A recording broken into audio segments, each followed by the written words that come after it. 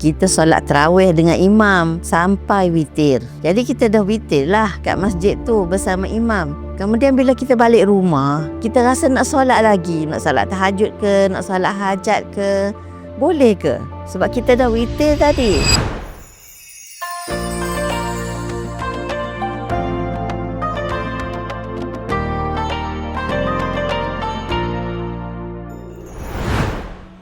Itu satu soalan yang sering ditanyakan oleh kawan-kawan kita. Boleh tak kita nak solat sunat lagi selepas kita dah solat witir?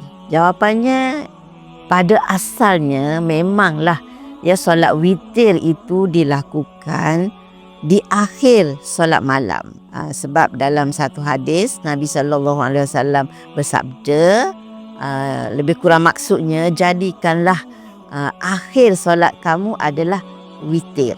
Namun begitu, kalaulah seseorang itu dah witir, contohnya apa yang ditanyakan oleh sahabat kita tadi, dia dah pergi solat tarawih di masjid, kemudian dah solat witir bersama imam, balik nak solat sunat lagi. Jadi boleh atau tidak? Jadi insya-Allah boleh walaupun dah solat witir. Sebab ada hadis yang sahih, Nabi SAW pernah solat sunat 2 rakaat sambil duduk selepas baginda witir. Jadi Imam An-Nawawi berkata perbuatan Nabi SAW itu menunjukkan harus solat sunat selepas dah tunaikan solat witir. Jadi bila kita dah witir tu, kemudian lepas tu kita buat solat hajat ke, solat tahajud ke, apa lain-lain, kita tak perlu witir lagi. Sebab tidak ada 2 witir dalam satu malam. Jadi dah witir sekali tu, lepas tu nak solat sunat berapa rakaat lepas tu tak perlu witir lagi. Ada ulama berkata, sekiranya seseorang itu dia bimbang, tak dapat bangun lepas tidur. Tidur memanglah niat nak bangun tahajud. Jadi tapi kadang-kadang ada orang yang memang susah nak sedar, susah nak bangun bila dah tidur tu. Tidur mati lah orang katakan.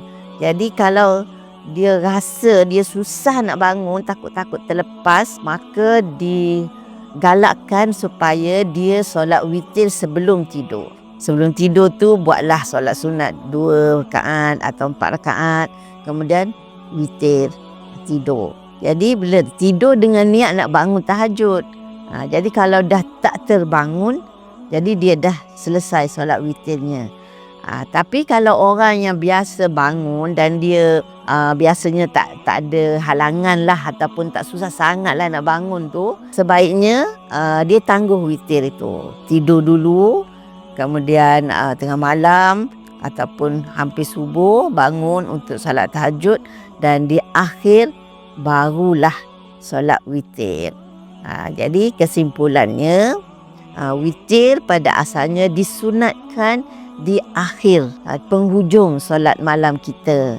Namun begitu, sekiranya telah ditunaikan witir di awalnya, maka tidak ada halangan untuk ditunaikan solat-solat sunat selepas itu. Inilah apa? Inilah Islam kita yang penuh rahmah.